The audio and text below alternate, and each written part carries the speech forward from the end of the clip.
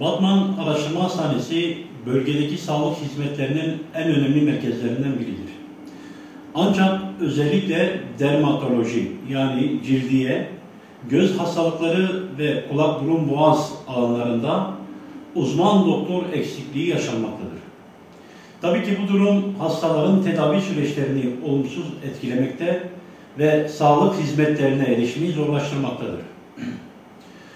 Buradaki amacımız Sağlık ve Çevrecilik Derneği olarak bu kritik soruna dikkat çekmek ve yetkilileri acil önlemler almaya davet etmektir.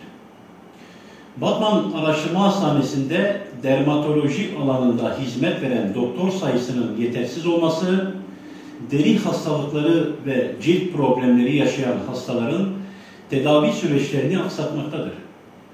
Bu durum özellikle kronik cilt hastalıkları bulunan hastalar için ciddi sağlık sorunlarına yol açmaktadır.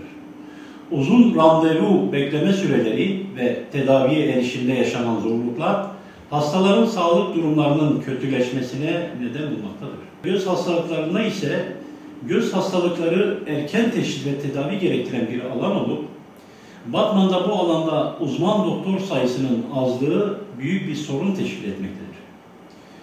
Göz hastalıkları uzmanlarının yetersizliği, göz sağlığı problemleri yaşayan bireylerin erken dönemde tedavi olamamalarına ve dolayısıyla görme kayıplarına kadar varan ciddi sonuçlarla karşılaşmalarına neden olmaktadır.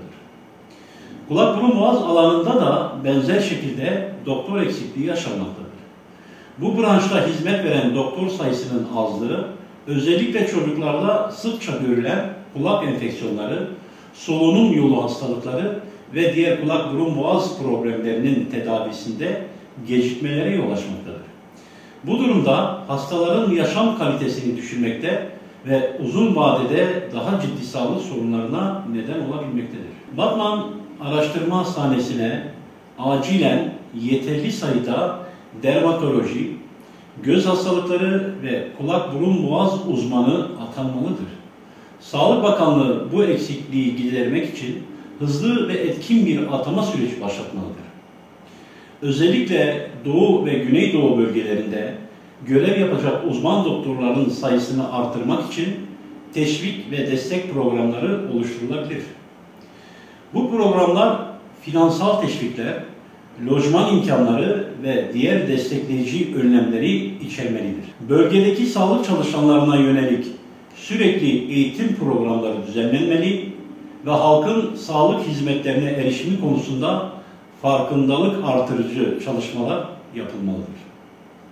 Batman Araştırma Hastanesi'nde yaşanan uzman doktor eksikliği sorunu, bölgedeki sağlık hizmetlerinin etkinliğini olumsuz etkilemektedir. Sağlık ve Çevrecilik Derneği olarak bu sorunun çözümü için yetkilileri acilen harekete geçmeye davet ediyoruz.